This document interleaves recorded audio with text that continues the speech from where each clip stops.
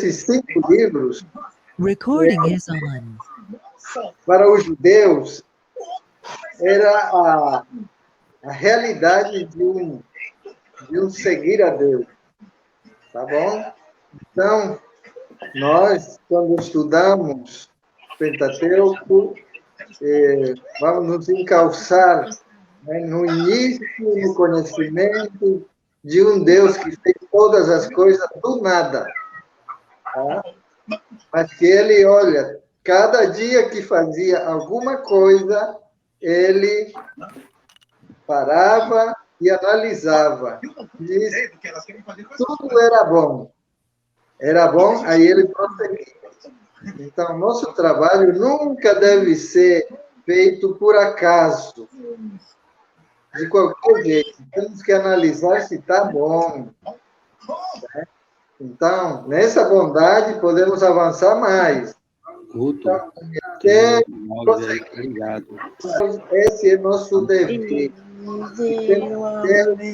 É um livro espetacular, tanto histórico, né? Como também você vai se deleitar nas coisas que Deus fazia na época, no início, tá bom? Deus te chamou com um objetivo, não desistir. Você também, nesse curso, vai chegar como se fosse a Terra Prometida. Vão aparecer gigantes, vão aparecer pessoas para querer que você desista. Não ouça, ouça só a Deus. Porque Deus, a mãe de Jesus disse, né? Ouçam o que ele diz lá na festa das bodas de Canaã da Galileia, quando acabou o vinho. Né? Ouçam o que ele tem a dizer. Jesus, quando foi batizado, o pai disse: Este é meu filho amado em quem me comprasse. Quando eles foram ao monte da transfiguração, Pedro disse: Bom estar aqui. Façamos 3 tendas. Uma para Moisés, outra para Elias e outra para Cristo. Ele disse: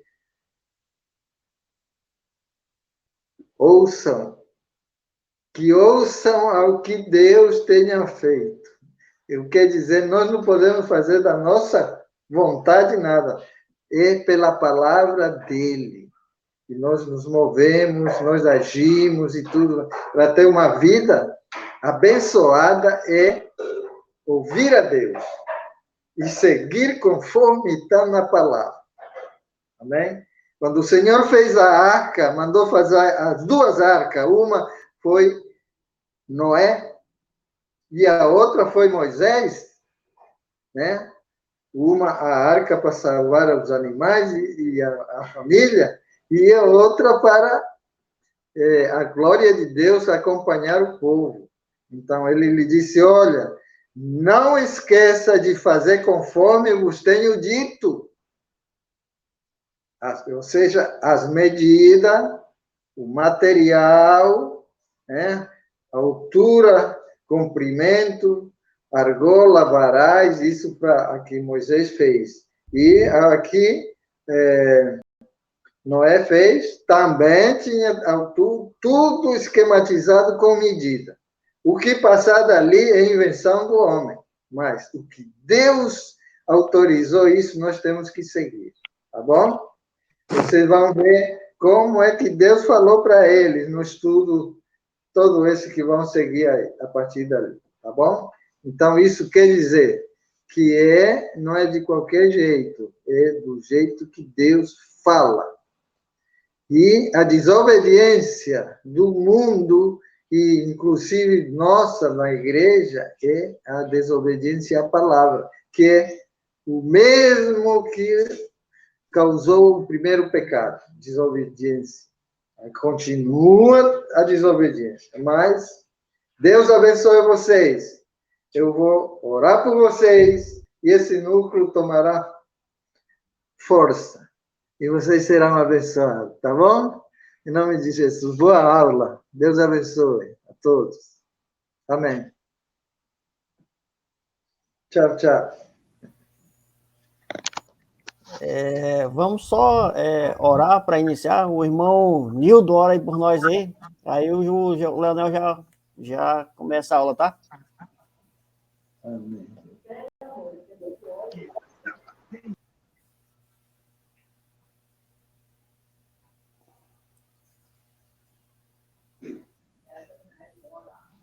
Liga só o teu microfone, Nildo. Liguei. Aí, ok. A paz a todos. É uma honra estar no meio dos irmãos, né? Vamos lá, irmão. Amado Deus, soberano Pai, Senhor da glória, mais uma vez te agradeço por estar na tua presença junto com os irmãos, Senhor. Senhor, iniciaremos esta aula, mais uma aula, Pai, para aprender mais de ti. Senhor, que tu venha, Pai, iluminar o teu filho que agora aqui irá dar a lição, meu Deus. Senhor, que ao falar, seja o teu Espírito Santo falando através deles e dar-nos entendimento e sabedoria para entender, Pai, e assim levar no nosso dia a dia. Em tudo nós te pedimos e te agradecemos, em nome de Jesus. Amém. Amém. Obrigado. Já pode começar, Leonel. Glória a Deus. Pai do Senhor, meus irmãos.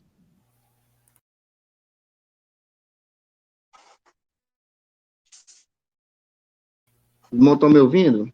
Estamos ouvindo bem. É que a gente liga só para não dar interferência no microfone. Aí, quando quiser falar, a gente fala e só liga, entendeu? Aí só vai dar o sinal ok e tal para ti. Ah, positivo. Primeiramente, eu quero agradecer a Deus por esse privilégio de estar junto com os irmãos para a gente estar aprendendo a palavra do Senhor e junto compartilhar o conhecimento da palavra de Deus, no intuito de seguir a palavra de Deus, quando nos orienta que devemos crescer na graça e no conhecimento.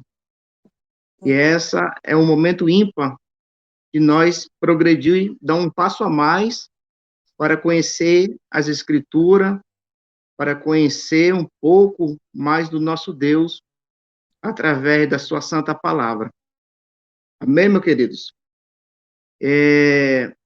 De antemão, eu costumo sempre falar que eu não detenho todo conhecimento, não tenho todo conhecimento, mas nós vamos aprender junto, vamos somar os nossos conhecimentos, vamos compartilhar os nossos conhecimentos e vamos estar aprendendo junto a palavra de Deus.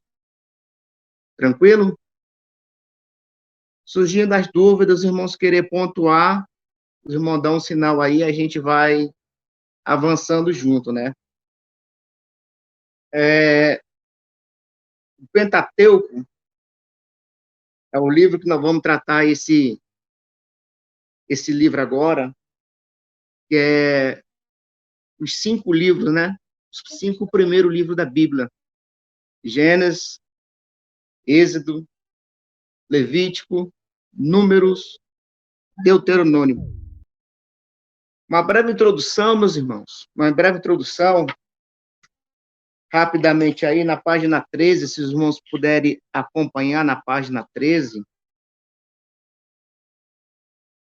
rapidamente.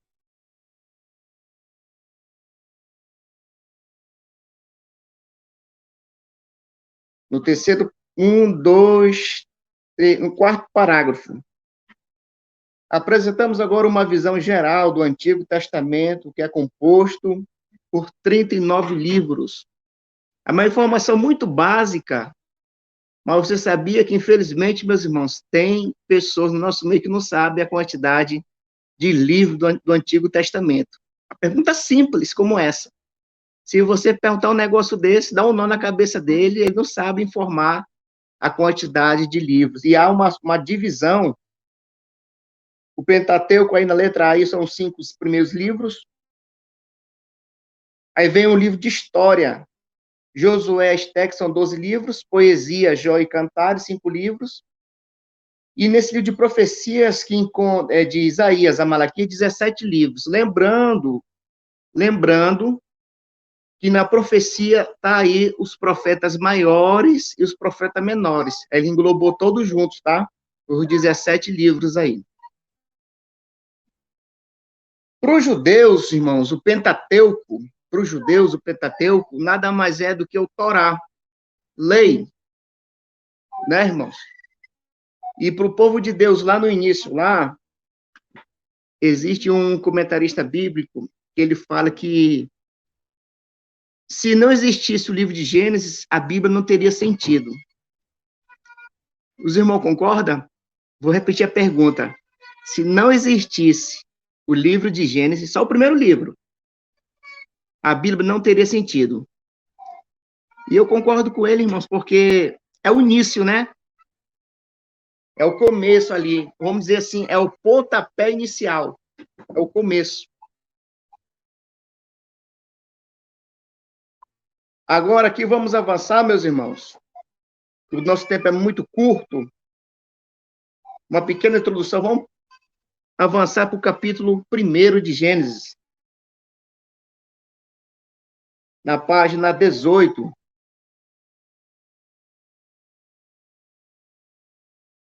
Página 18, vamos ler. Eu selecionei aqui uns pontos-chave, irmãos. Se porventura você selecionou na sua apostila aí alguma dúvida ou alguma sugestão para acrescentar, você dá um sinal que a gente compartilha junto.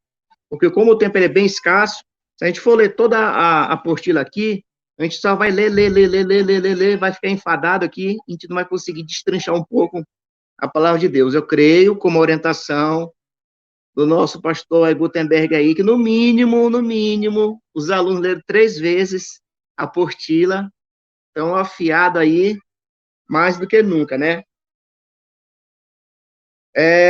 Propósito. Bom, Gênesis, irmãos, significa princípio, origem, começo, onde tudo iniciou. Daí é uma coisa bem simples, bem básico, onde tudo iniciou. Propósito. O livro de Gênesis é uma introdução a toda a Bíblia.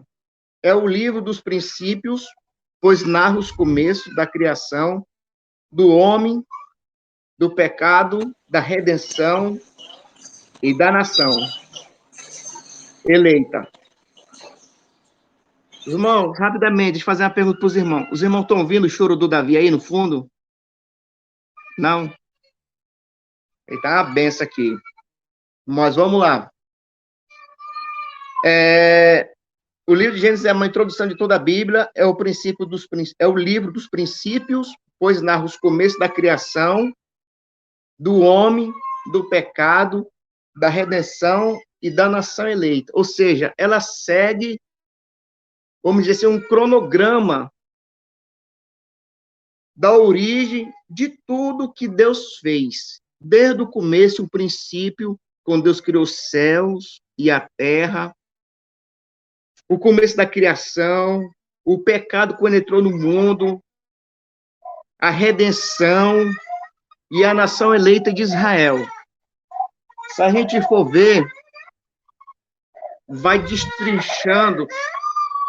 Só um momento, irmão. O irmão vai ter que ir lá para a Bíblia com ele.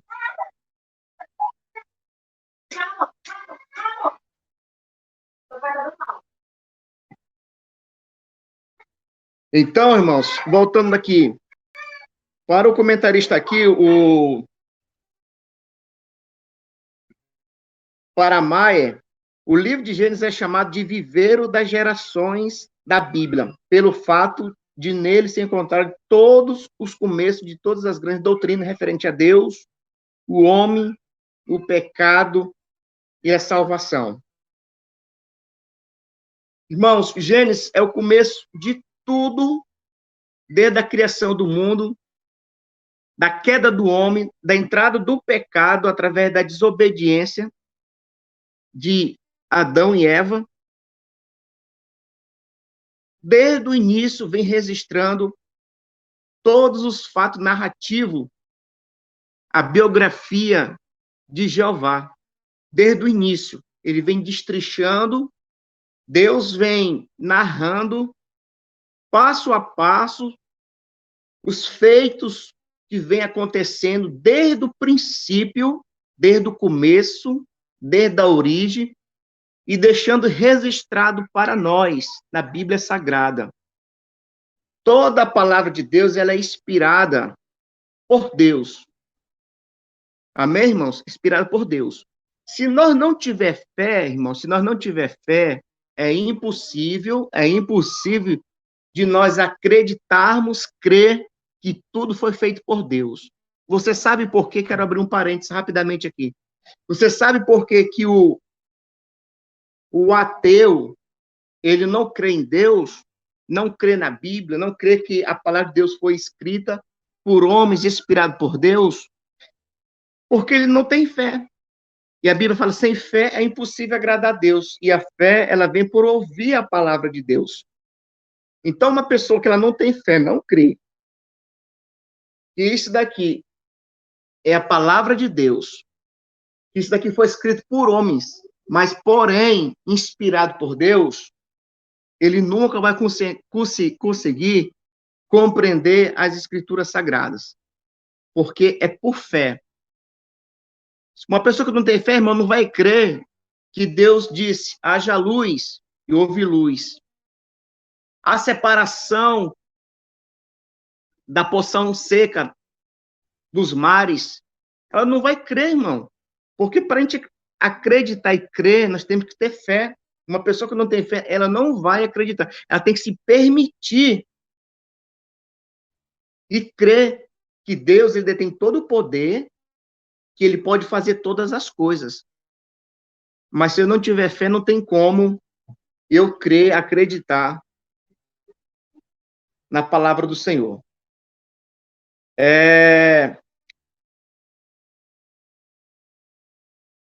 Avançando aqui, na página 19, no penúltimo parágrafo diz assim, ó, a história da humanidade vai se restringindo a cada vez mais, até que o interesse se encontra em Abraão, pai do povo escolhido. A partir daí, toda a história do Antigo Testamento trata, em grande parte, da história de Israel. Também fala de outras nações, porém o faz circunstancialmente e apenas no que se refere às suas relações com Israel. Por fim, podemos dizer, em síntese, que o Gênesis foi escrito principalmente para relatar como o Senhor escolheu um povo que levaria a cabo os propósitos divinos. Irmãos, quando Deus criou, lá na frente a gente vai ver, quando Deus ele criou o mundo, a gente vai ver cada dia o que Deus fez no primeiro dia, no segundo dia, e viu que era bom, e fez tudo até o sexto dia, e descansou no sétimo, estava tudo perfeito ainda.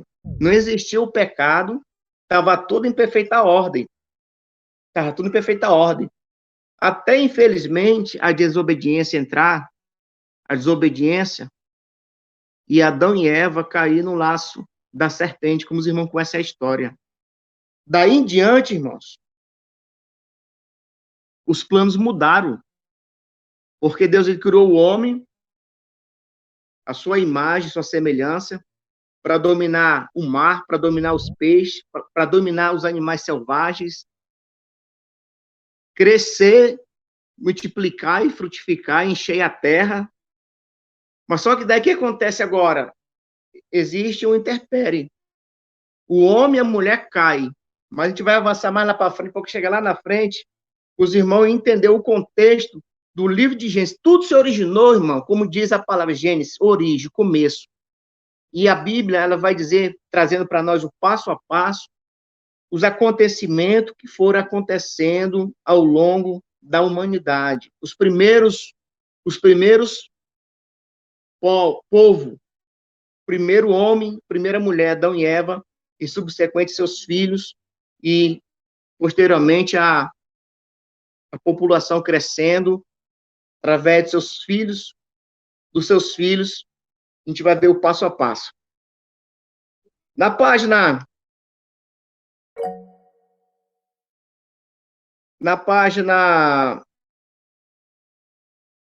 20, vamos avançar aqui. Acho que alguém levantou a mão e querendo falar alguma coisa aí. Alguém quer? Opa!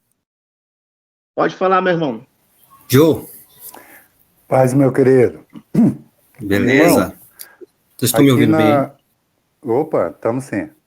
Aqui na página 19, que o senhor acabou de relatar, diz aqui, quase no final da página, por fim, podemos dizer... Estão escutando? Tá. Assim, por fim, podemos dizer, em síntese, que o Gênesis foi escrito principalmente para relatar como o Senhor escolheu um povo que levaria a cabo os propósitos divinos, sendo que Gênesis é o princípio, né, onde foi criado as coisas, e Deus, ao criar Adão e Eva, já tinha esse pensamento de criar um povo escolhido para ele? E aí, meus irmãos, vamos compartilhar. Os demais aí. Um por um, vamos somar nosso conhecimento, porque a gente vai massificar, vamos aprender dessa maneira, um com o outro. Essa é a didática. Participar. Irlan, você primeiro. Acredito que sim. Acredito que sim, porque os planos do Senhor são muito maiores do que o nosso. Então, o plano dele que ele teve foi justamente isso, de escolher um povo do mais humilde, mais escravizado possível, para mostrar que quem opera é Deus. Então, sim, eu acredito na pergunta, que é uma afirmação ali do irmão Nildo.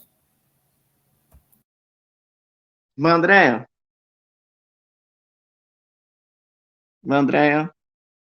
Estou abrindo. Estava esperando abrir o microfone, que o negócio está lento.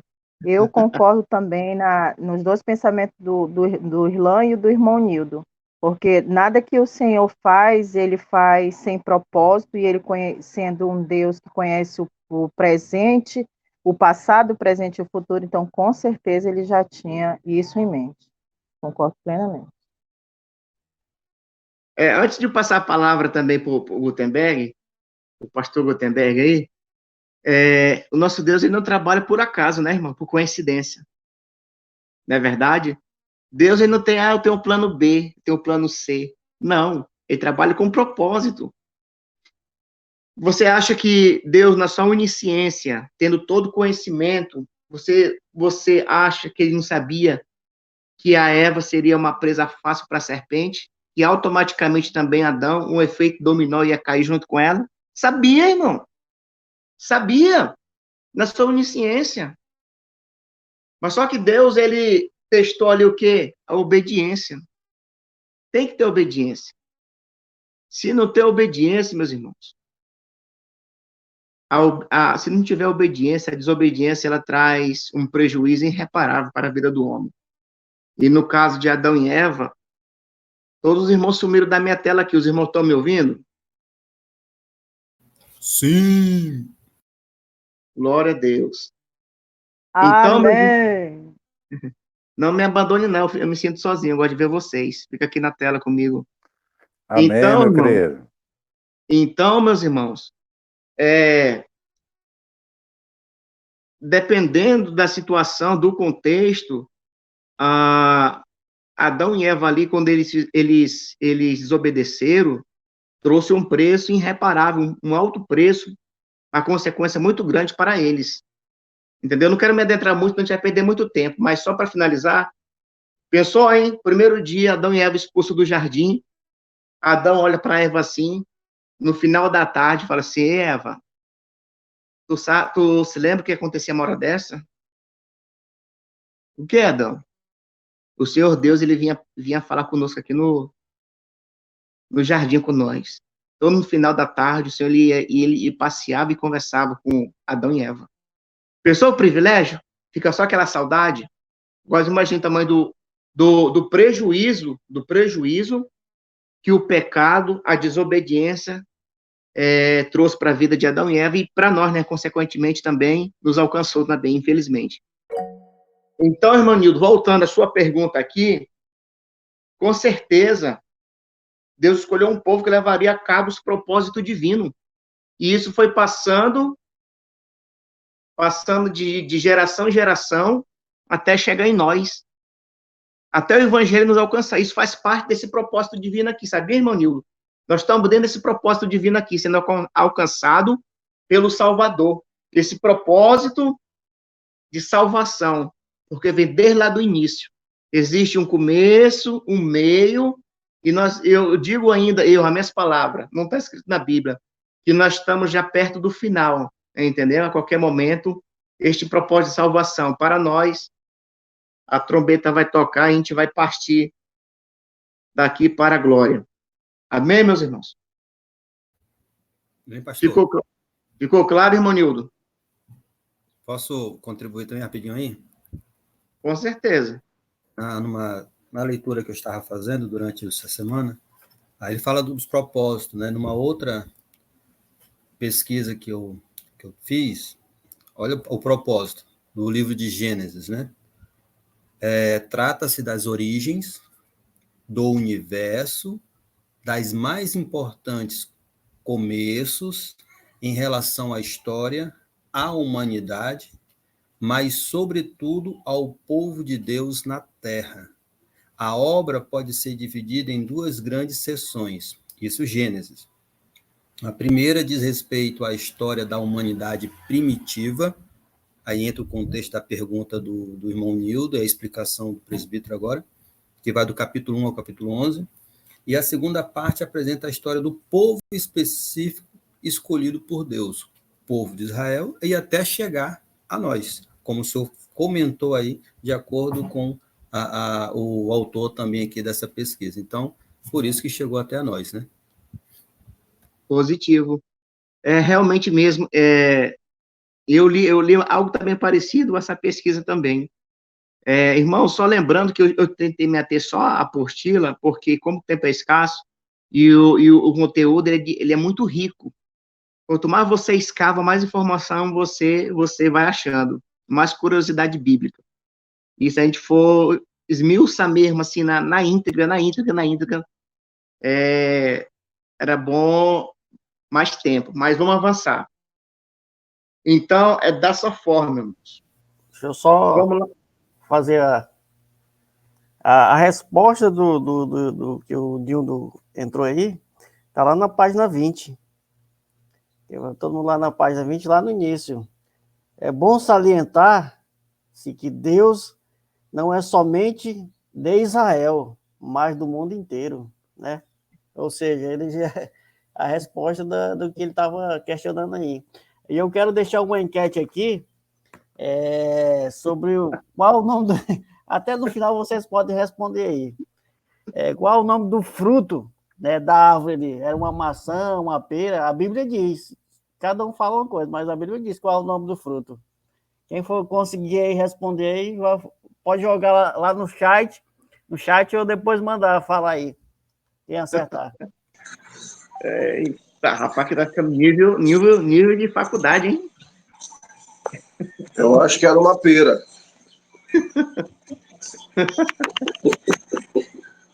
Aleluia. Vamos avançar. Vamos lá, irmãos. Tem um conteúdo, né? As divisões aí.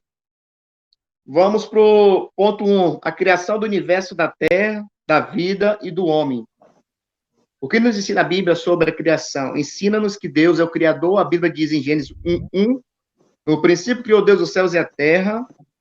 Deus revela-se a si mesmo através da criação. Grande arquiteto do universo. Completou em 6 dias sua obra da criação e descansou no 7º dia. Eu faço uma pergunta para os irmãos. Deus descansou no 7º dia porque ele estava cansado, era, irmão?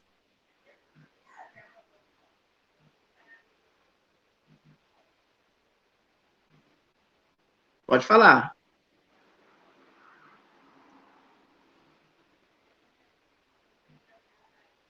Rapaz, eu tenho que pegar esse bizu aí, ó, digitar aí. Eu nem falo, só digita você. Vocês são chiques, né? Tô começando a entender aqui o sistema de vocês, ó.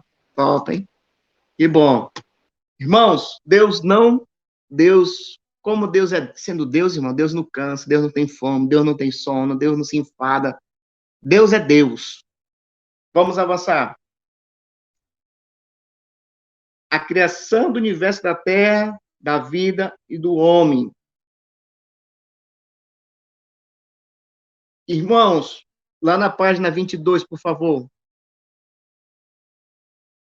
Eu estou avançando, se você tiver dúvida, você marcou, você fale comigo, a gente volta.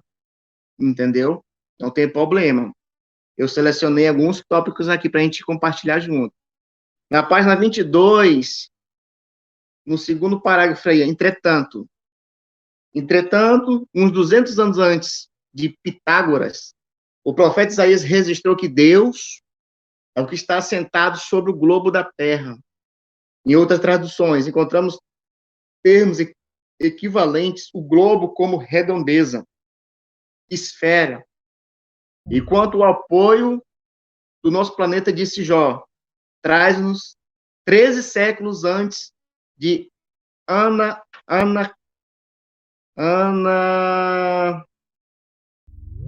Anaximandro, é isso? E Pitágoras. Anaximandro e Pitágoras. Deus suspende a terra sobre o nada. Irmão, a Bíblia, presta atenção. Você não precisa ir atrás da teoria do filósofo, você não precisa buscar um conhecimento secular para achar resposta referente à magnitude, o poder de Deus, a sua onisciência. Irmãos, Deus sempre será o Deus dos deuses. Nosso Deus tem todo o poder, irmão. Tudo foi criado por Ele. Se a gente estudar a Bíblia sistematicamente, entender, compreender, nós vamos descobrir coisas magníficas para a nossa vida espiritual. Mas sabe, por isso, o Guto sempre ele lê lá, né, quando ele vai dar a palavra sobre Epóide lá na igreja, que o povo perece por falta de quê? Conhecimento. Aí eu faço uma pergunta para você e para mim. Quantas vezes nós lemos a Bíblia já? Quantas vezes nós, esse ano, nós já paramos para estudar, para meditar? Frequentemente, não esporadicamente, frequentemente. Então, irmãos, a culpa é nossa mesmo. Quanto mais eu busco, mais eu tenho. Se eu não busco, como é que eu vou crescer no conhecimento? E a palavra de Deus, a Bíblia Sagrada, irmão, é a boca de Deus falando conosco. A ideia de que a Terra era maior do que todos os astros e o centro dos movimentos celestes prevaleceu por muitos séculos. Todavia, é surpreendente a declaração do patriarca Jó, registrada uns 18 séculos antes de Cristo, de que o nosso sistema planetário, ou melhor, aquilo que se pode ver a olho nu, são apenas as orlas dos caminhos de Deus. Jó 26:14. Ou seja, apenas uma pequenina parte das suas obras. Tal antecipação da ciência não pode ser obra de um homem que tenha vivido em época tão remota. Há mais de 30 séculos antes do invento da luneta. Para quem não sabe o que é luneta, irmão, é um equipamento que as pessoas que estudam os astros, as estrelas, dependendo da potência dela, conseguem visualizar os astros, a parte sideral, a parte do céu. Isso grotescamente explicando, mas tecnicamente vai muito mais além disso que eu estou falando para os irmãos. Então, irmãos, ou seja, há muito tempo, a ciência não pode ser obra de um homem que tenha vivido na época tão remota, há mais de 30 séculos antes do invento da luneta. Somos persuadidos a aceitar a única explicação plausível de que homem santo de Deus, falares inspirados pelo Espírito Santo. Irmão, daqui, ó, presta atenção que eu vou falar para você agora. Grave isso que eu vou falar para você. 2 Pedro 1:21. Homem santo de Deus, falares inspirados pelo Espírito Santo. O que eu quero dizer com isso? Tem pessoas que já me questionaram e falaram mesmo assim para mim. Talvez já questionou você e falou assim: você fala que a Bíblia é a palavra de Deus, mas quem foi que escreveu? Foi Deus que desceu lá do céu e escreveu a Bíblia? Eu disse, não, logicamente que não. Aí eu apresentei esse versículo aqui. Eu apresentei esse versículo aqui dizendo aqui, olha, meu querido, foi homens que escreveram, com certeza, homens que escreveram a Bíblia Sagrada. Mas, porém, vírgula, tem um grande detalhe. Esse grande detalhe que faz todo o diferencial. Foram homens inspirados pelo Espírito Santo de Deus, homens santos. A Bíblia fala que é homens santos. Então, foi por homens, porém santos, que escreveram, que registraram tudo o que está escrito na Bíblia Sagrada.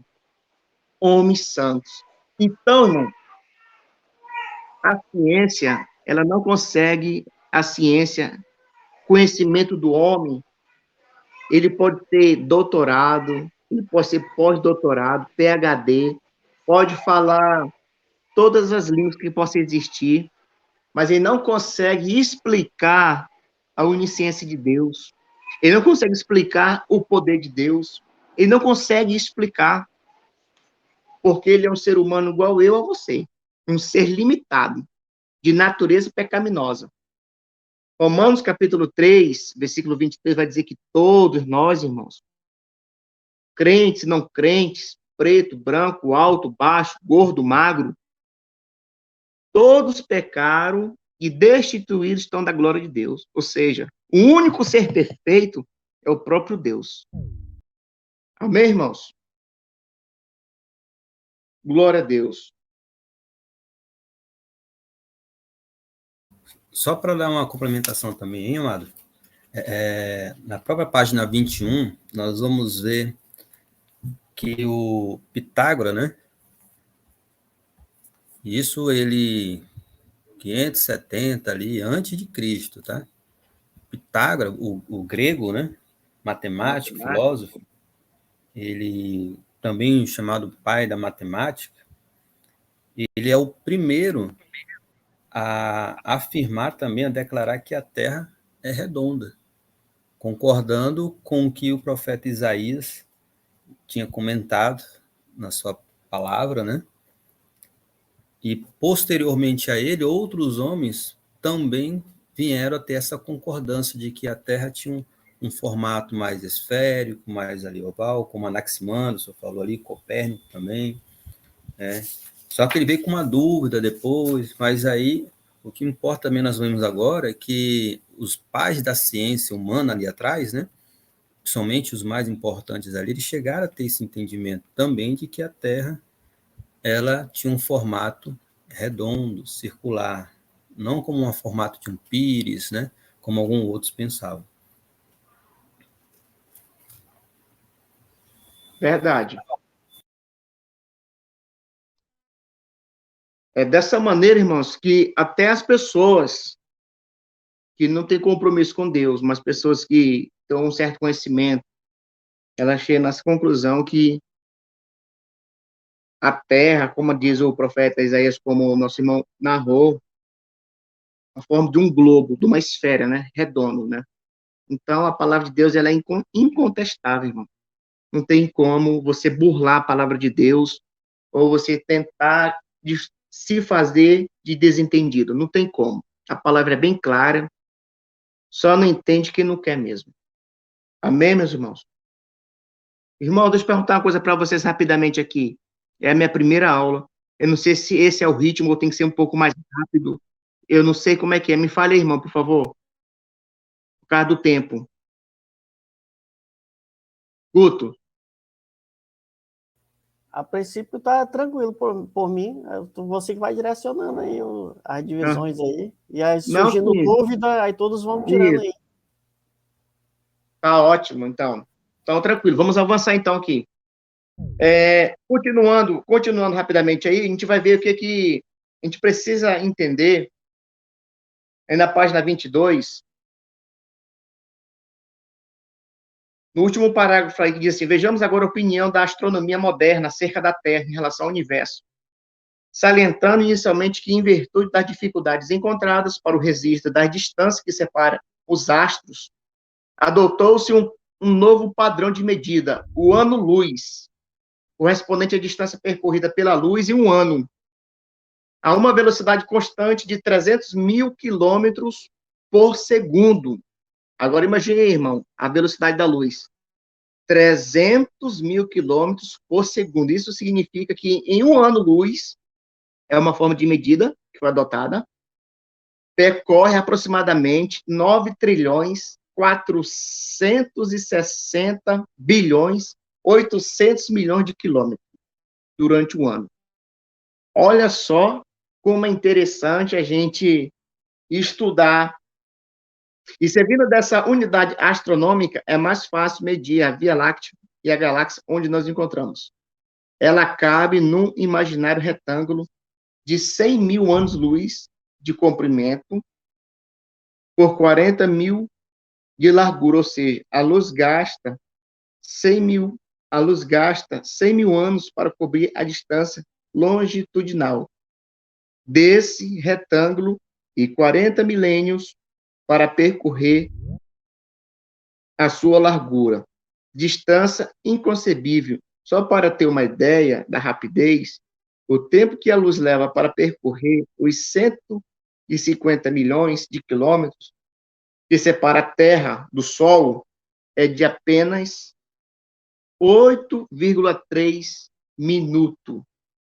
8,3. Eu perdi aí, viu? Depois eu quero saber esse negócio aí. Então,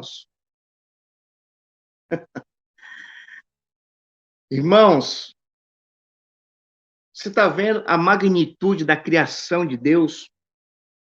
Eu quero partir para esse lado, eu não quero nem partir pelo lado do conhecimento secular, da medida do ano-luz. Agora você imagina, agora eu pergunto para você, irmão, olha só, tudo na criação, tudo que Deus fez é bom. Mas só que nós não podemos adorar o sol, a lua, a estrela, o mar. É bonito. Eu, particularmente, eu ainda pretendo comprar uma luneta. Eu, particularmente, irmão.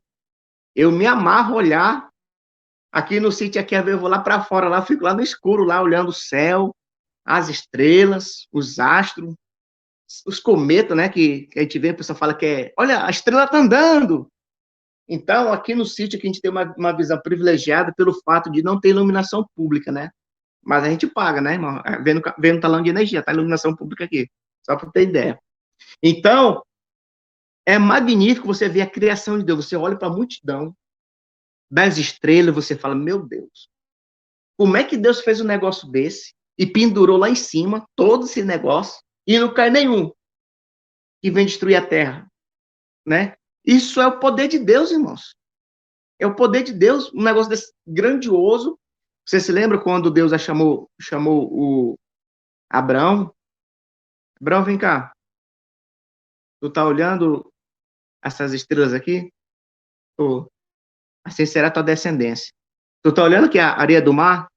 Tu pode contar? Não, Senhor. Assim será a tua descendência. Ou seja, Deus, ele é magnífico. Deus, ele é onisciente, onipotente e que mais? Onipresente. Hein, mano? Deus. Pastor, olha só como aqui a magnitude de Deus, né? Todos esses números aí que o senhor comentou, a questão de distância, né? Aproximadamente, o Sol para a Terra, né? Aproximadamente ali é de 150 milhões de quilômetros. Olha a distância, eu não consigo nem mensurar em reais, assim, medir isso. Aproximadamente 150 milhões de distância da Terra para o Sol. E alguém sabe quantos minutos o Sol leva para os raios do Sol atingir a Terra? Olha a distância, gente. Aproximadamente 150 milhões. Eu não me lembro de cabeça, eu só sei que é bem rápido. Olha só, na página 23 aí, ó, senhoras e senhores. Olha que incrível isso. Eu não sei se vocês já tiveram essa oportunidade também de... Lógico, todos alguns acordam cedo, né? Mas antes do sol nascer mesmo. Aqui onde eu moro, é uma reta, né? A via aqui, que vai dar de encontro lá no leste, né? E aí, quando eu acordo bem cedinho, assim, antes do sol, eu fico olhando os primeiros raios do sol. Já cronometrei, realmente. Tá lá, ó. Quantos minutos? 8 minutos e 3 segundos. É o tempo, e alguns arredondam para 8 segundos. É o tempo em que os raios do Sol chegam até a Terra. Olha que obra maravilhosa. E olha a distância que ele está e a gente sente um calor absurdo, né? A gente até exagera, assim, né? Eita, chega a estar queimando a pele. Isso a 150 milhões de aproximadamente de distância. Mas aí, só para responder ali a pergunta, na pergunta não, eu só afirmei que existe algo mais rápido que a velocidade da luz, né? De 300 mil quilômetros, existe algo mais rápido que isso. Aí o Guto falou que foi o pensamento. Não, não é o pensamento, não. Alguém sabe o que é? Não? A diarreia. O piscado olha. O piscado olha. Irmão sabe, irmão Nildo sabe. Sabe, Nildo? Dor de barriga, irmão. Isso, a diarreia, gente. Não dá nem tempo de você ligar a tomada para ligar a luz. Já foi. Não dá nem tempo, o pensamento nem foi. E quando chega da rua, que tu tá com a chave na mão para tu abrir a porta, que tu não consegue abrir a porta. Ei, muito bom, muito bom. Vamos voltar aqui. Irmãos, só para deixar frisado aí, pastor Goto, para ver se ela me cutucou aqui. Fala aí, avisa aí. Ela não está logada aí, que ela está... O abençoado acordou, mas ela está escutando aqui a minha fala, está escutando a fala de vocês, tá? Mas ela está na falta já vai perder um ponto. Está na falta, Patrícia.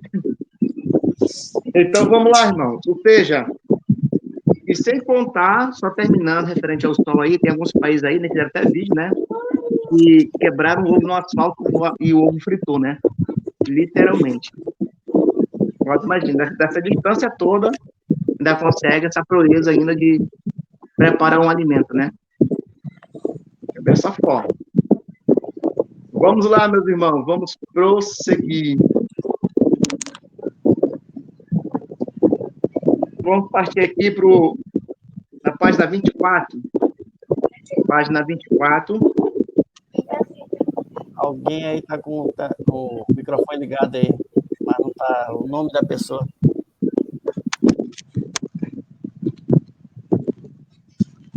Tem a ver com o microfone ligado mesmo aí. Alô, planeta Terra. Ô, glória. Amém. Desculpa, irmãos, que entrei e não desliguei, tá? Perdão. Quem é que fala? A Márcia. A Márcia. Ei, já vai pagar uma merenda. Professor, ela é a esposa do pastor presidente aí, viu? Opa. Tá. Tá liberado. Vamos lá. Né? Tá. Tá autorizada. Os dias sucessivos da criação.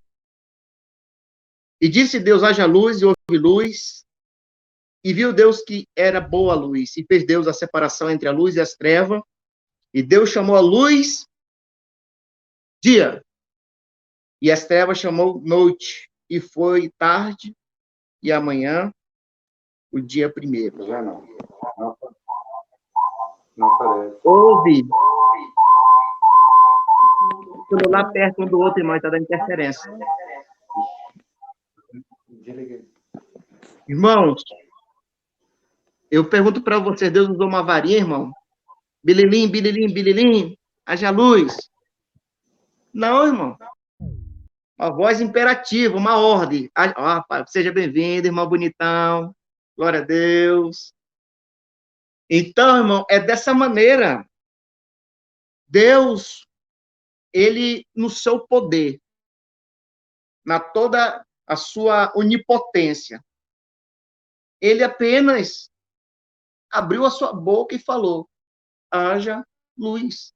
Eu pergunto para os irmãos, Deus demorou 6 dias, segundo a Bíblia Sagrada, para criar o universo, criar o mundo, criar os répteis, criar o homem, criar a costela nossa. 6 dias. Deus não poderia ter feito num dia, irmão. Poderia ter feito um dia. Mas só que, sabe o que eu aprendo com isso, irmão, aqui? Deus, ele é organizado. Foi o passo a passo. Pode falar. Quer falar, Guto? Não? Pois é. Então, irmãos, Deus, ele dá um exemplo de organização para nós. Organização. Deus, no primeiro dia, ele criou a luz e as trevas. A treva é noite, irmão. Muito claro. E vai dizer assim, ó. Disse Deus, haja luz, houve luz. Nesse texto, verificamos que Deus, como perfeito criador, ilumina o seu campo de ação, pois a luz é condição fundamental para realizar toda a obra. E isto é confirmado pela ciência. Se observarmos o plano natural das coisas, veremos que a luz procede da vibração.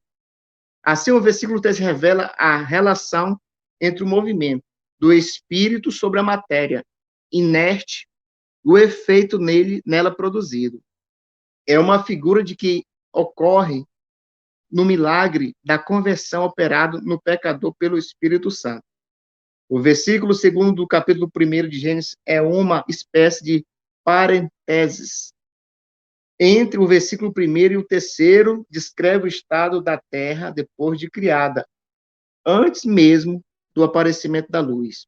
Abismo, desolação, confusão, era o estado dela. Sobre a face do abismo, o Espírito de Deus se movia sobre a face das águas.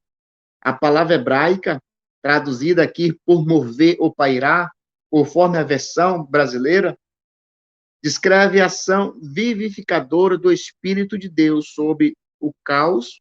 É como se fosse uma ave que se assentasse sobre os ovos para incubá-los e dar vida. Assim, o Espírito Santo, que no seu ato de vivificar o caos, movia sobre ele. Ou seja, a Bíblia ela vai dizer aqui, irmãos, que o Espírito de Deus, a forma era vazia e sem forma, né?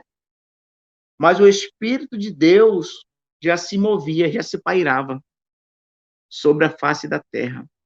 Ou seja, o Espírito de Deus é vida, irmão.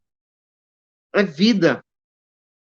E nós lemos aqui que, no começo desse segundo parágrafo, que Deus poderia muito bem ter começado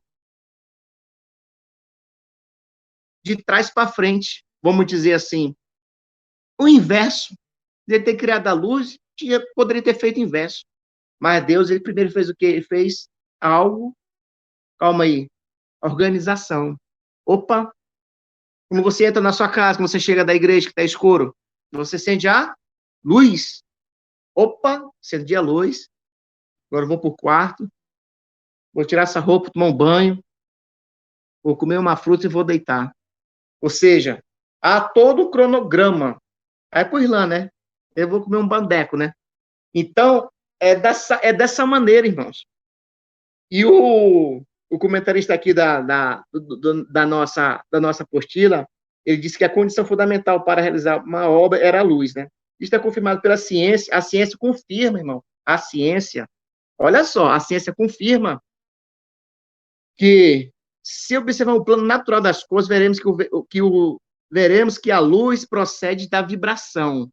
A ciência confirma que a luz, conforme está aí, ó, na página 24 e 25, no finalzinho da 24, isto é confirmado pela ciência, se observarmos, já vai para 25, o plano natural das coisas, veremos que a luz procede da vibração.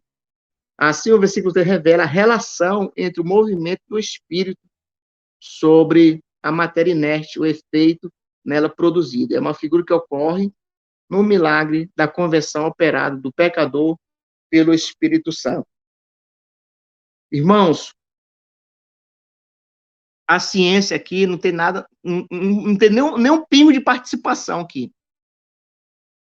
A ciência aqui, não, eu dei uma mãozinha, eu entrei nesse negócio aí, E eu tenho uma parcela de contribuição aí, eu vou assinar a autoria aí também, eu participei dessa criação. Irmãos, aqui é divino, tá? Isso daqui é Bíblia. Quem fez foi Deus. A autoria é o próprio Deus. Ele que detém todo conhecimento, ele que é o todo-poderoso. A ciência, ela cogita, ela fermenta, ela trabalha com as suas possibilidades, ela trabalha com os seus achismos, com as probabilidades, com as porcentagens, aproximadamente, talvez. É uma coisa incerta. Mas o nosso Deus, como nós estamos vendo aqui através do estudo da palavra, quem fez, irmão, foi Deus. E ponto final. Vamos avançar.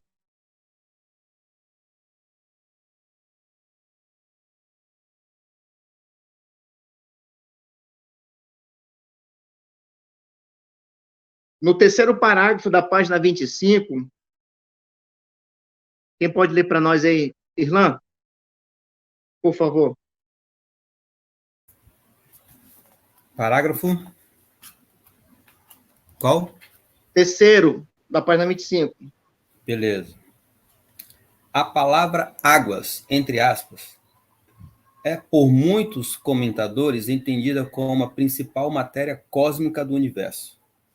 O termo hebraico parece exprimir a ideia do fluido material. O Salmo 148 talvez tenha essa mesma ideia quando diz: águas que estão sobre os céus. Estas águas eram distintas das águas que estavam abaixo, no abismo, Gênesis 1:7. E o vapor acima, Gênesis 1:8. A nossa terra estava envolvida na grande massa fluida material, do fluido material, que ainda enchia o espaço e sobre ela, embaixo, o Espírito se movia. Disse Deus, haja luz e houve luz. Acerca disto, o doutor Antônio Neves Mesquita. Tá bom aí ou continua?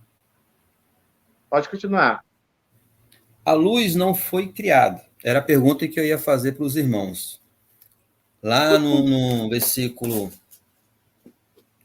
4, 3 em diante, né? Quando o Senhor cria os céus e a terra, aí no 3 ele diz, haja luz e houve luz. Para ter luz, precisa de sol? Né? E aí, meus irmãos? Bora. Você pode. Participa. Pode falar, irmãos. Você não precisa ter certeza. A gente vai aprendendo. Então, segundo o próprio estudo aqui, diz que a luz é através de vibração. Então, não é independente do Sol. É pela vibração. Né? Então, é o que eu penso, né? Andréia? Estou abrindo. Aqui diz a luz encoberta os densos, então ela com certeza não precisa de sol, tanto é que o próprio Deus será a nossa luz. Não precisamos do sol para ter luz. Alguém mais aí tem opinião aí? Mas depende. Eu acredito que no contexto que ele traz aí, haja luz, seria a luz como nós a conhecemos. Então, esta luz não existia. Porque senão não seria haja luz. Haja de haver, de ser criado algo. Mas aqui o comentarista diz que a luz não foi criada.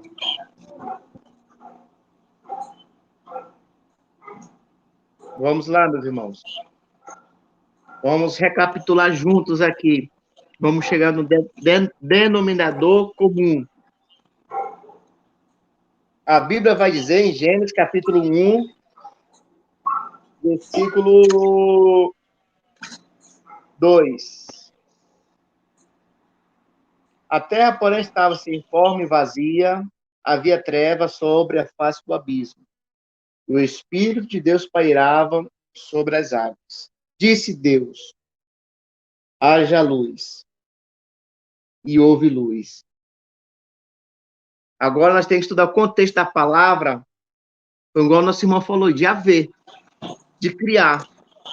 Até porque o senhor leu aí que ele fala que havia trevas sobre a face do abismo. Então, se havia trevas, não havia luz. E aí, meus irmãos? Posso falar aqui, né? Positivo. Aqui nós vamos ler aqui, o que ele fala aqui do 25 até o 26. Ele fala o seguinte: a luz não foi criada, o verbo empregado é o verbo ser. Houve, portanto, luz antes de haver o sol. A luz encobertava os densos nevoeiros que se enchiam o espaço de modo a não poder ser vista. Foi aqui Deus, o bondoso, o Criador, interviu, separando os nevoeiros e deixando a luz livre para brilhar. Haja luz. Fight lux. Houve luz. Existiu, portanto, luz antes de haver o sol. Moisés assim disse, e a ciência confirma. Deus